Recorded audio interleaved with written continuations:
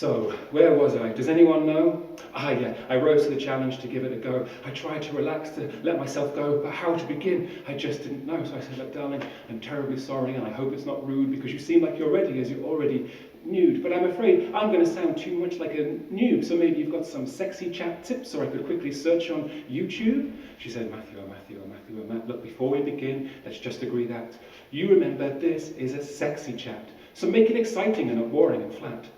So, I started professionally by establishing setting and place and describing how we were entwined in a romantic embrace. And then I thought that I might just pick up the pace because the words, "I'm bored," had appeared on her face.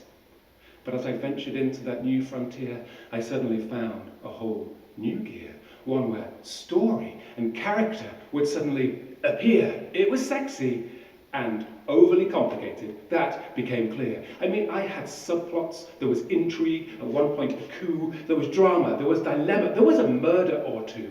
I had antagonists and protagonists doing whatever they do, and a sort of narrative arc that held it all together like glue. And it ran like a movie. And there was this one intense scene where she was the stable boy and I was the queen. No, swap that around. No, you know what I mean. But we were both covered in freshly whipped cream. In the next scene, she thought I was a regular guy, but no, in fact, I was really a spy, trained in seduction and the art of the lie. There was more whipped cream, and I'm not really sure why. In the next scene, I became the British Prime Minister, she the Secretary of State. Now, we were at Downing Street, and we were working quite late, and just at the point we should start to gyrate, I made a speech about Brexit, so the end, not so great. In the next scene, I was a professor, she a student of mine.